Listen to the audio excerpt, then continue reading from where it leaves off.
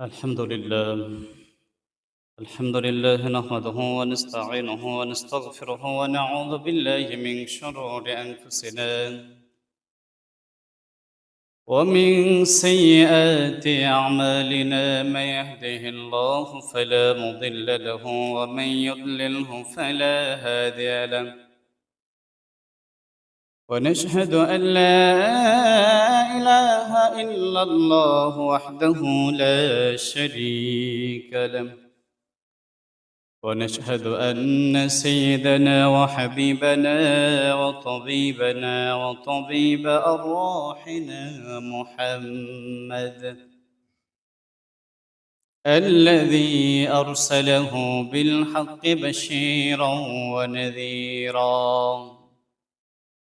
ودائعا إلى الله بإذنه وسراجا وقمرا منيرا. قال الله سبحانه وتعالى في القرآن المجيد: أعوذ بالله من الشيطان الرجيم. بسم الله الرحمن الرحيم. قد أفلح المؤمنون.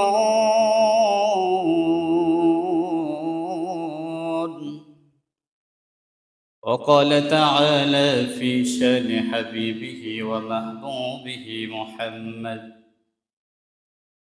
إن الله وملائكته يصلون على النبي يا أيها الذين آمنوا صلوا عليه وسلموا تسليما. اللهم صل على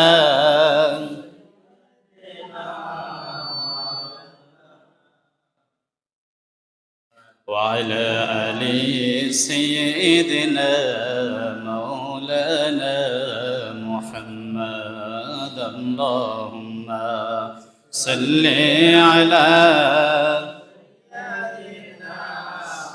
مولانا محمد وعلى آل سيدنا مولانا কবে ডাকা আসবে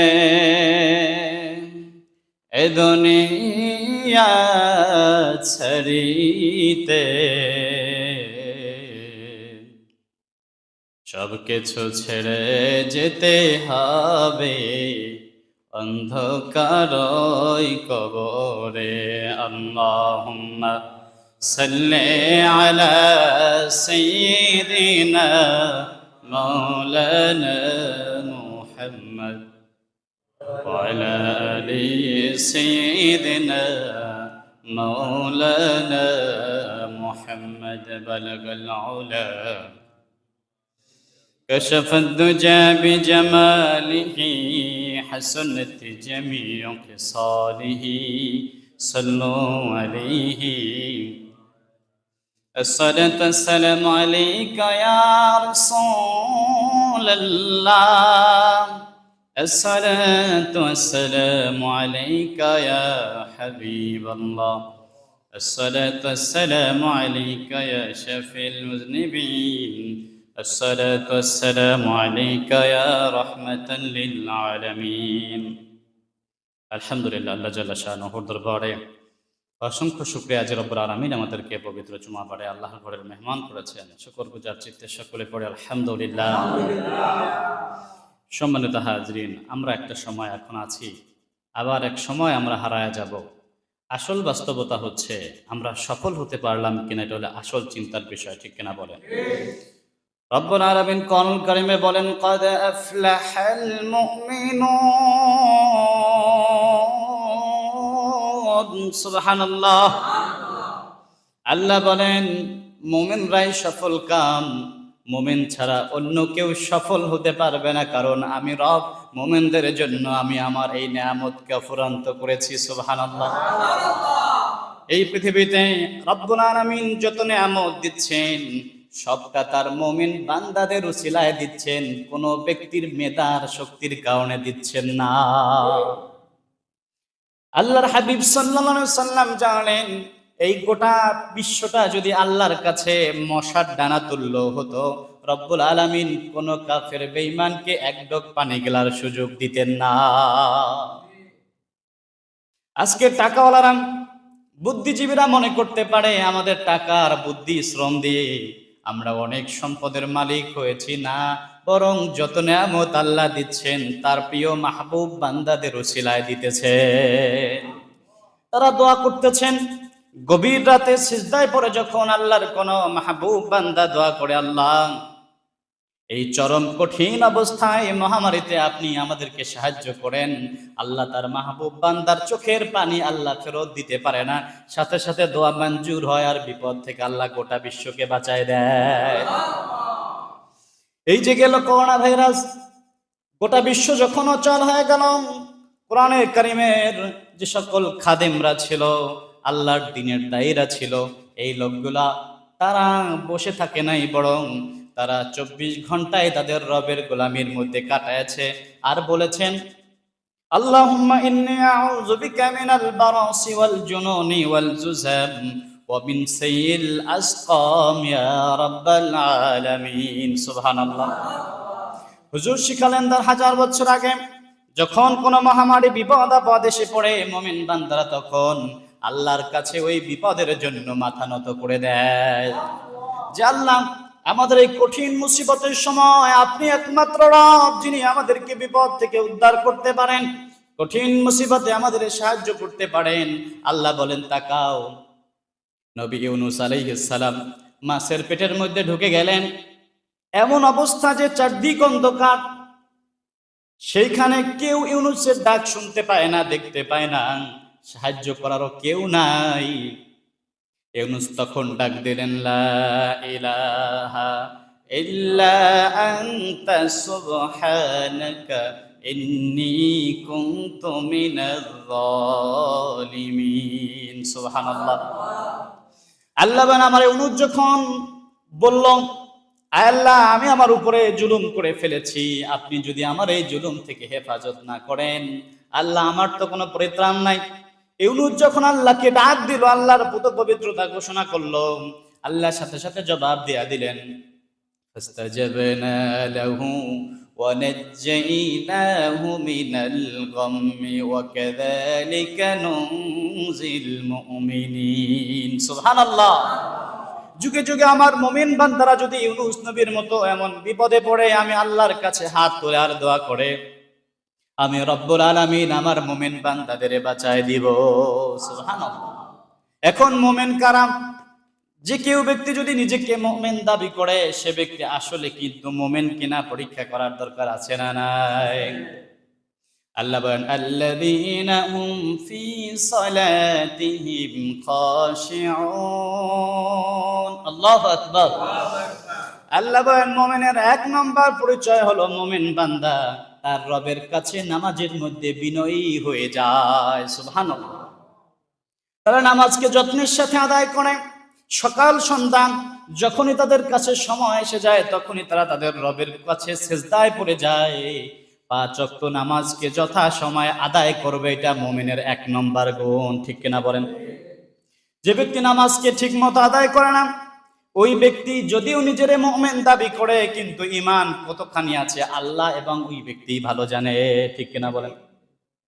লক্ষ্য করুন, নবীর সাহাবী উম্মে মাকতুম অন্ধ সাহাবী নবীর দরবারে এসে বলে, ইয়া রাসূলুল্লাহ, ইয়া হাবিবাল্লাহ, আমি অন্ধ মানুষ, আমি সব সময় সাথী সঙ্গী পাই না, জামাতে শামিল হতে কষ্ট হয়, আমাকে কি একটু ছাড় দেওয়া যায় কিনা? হুজুর বললেন, ঠিক আছে। সাহাবী যখন হেঁটে যাচ্ছিলেন, হুজুর আবার ডাকলেন, বললেন, ও সাহাবী, তোমার কানে কি মসজিদ নববীর আজান প্রবেশ করে? সাহাবী বলে, ইয়া রাসূলুল্লাহ, জি শুনতে পাই। হুজুর বললেন, ঘরের সঙ্গে মসজিদের সঙ্গে রশি টানায় নিবে, এরপরেও মসজিদে জামাতে শরীক হবে। মুমিন পুরুষেরা বিনা ওজরে ঘরে বসে নামাজ আদায় করার কোনো সুযোগ নাই।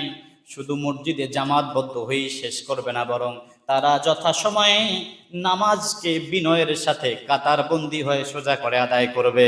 সুবহানাল্লাহ। মুমিনের জন্য নামাজ হচ্ছে ট্রেনিং।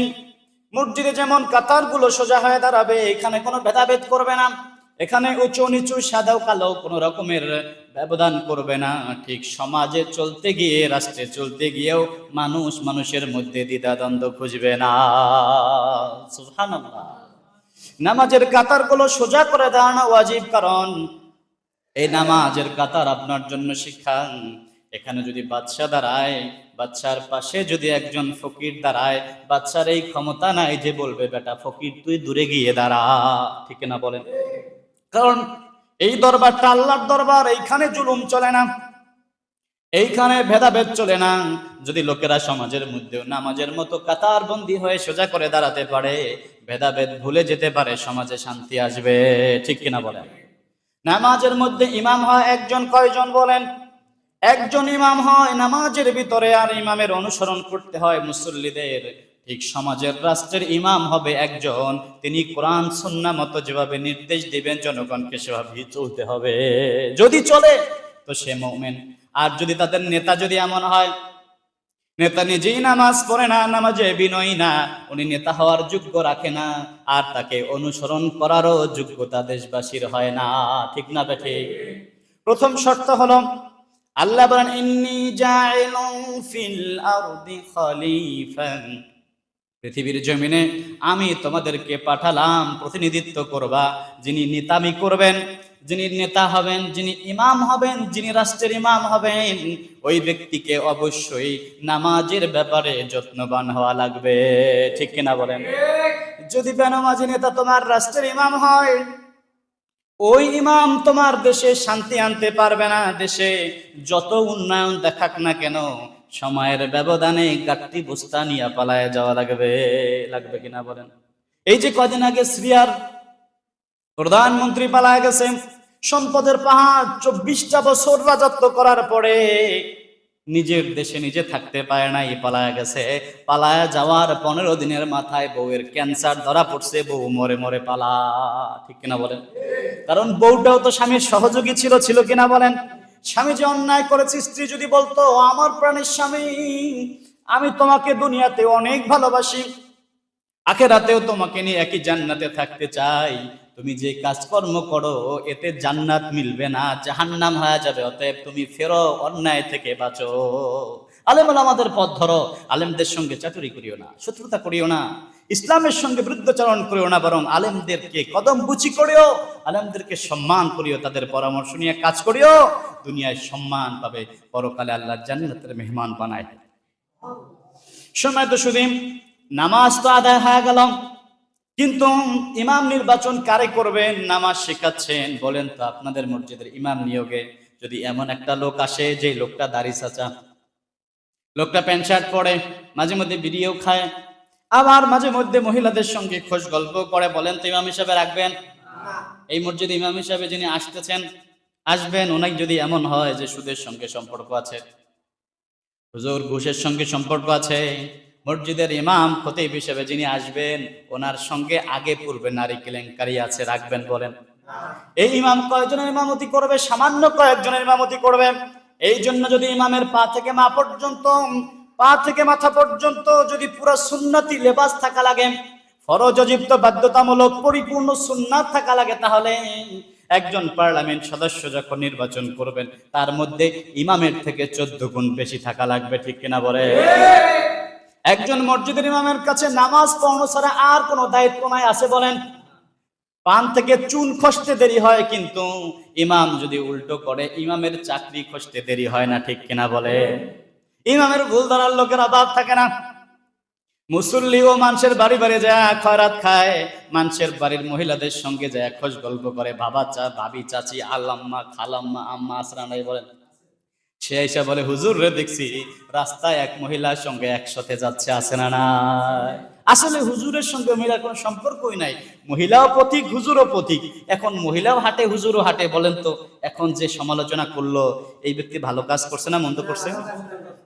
এই যে সমালোচনা করছে, এইটা রাষ্ট্রীয় নেতার ব্যাপারেও করতে হবে। রাষ্ট্রের নেতাও যদি নিজের বিবিরাই খা অন্য বিবির সঙ্গে মুসাফা করে, তাহলে ওই রাষ্ট্রপ্রধান রে আর ইমাম হিসাবে রাখা যাবে না।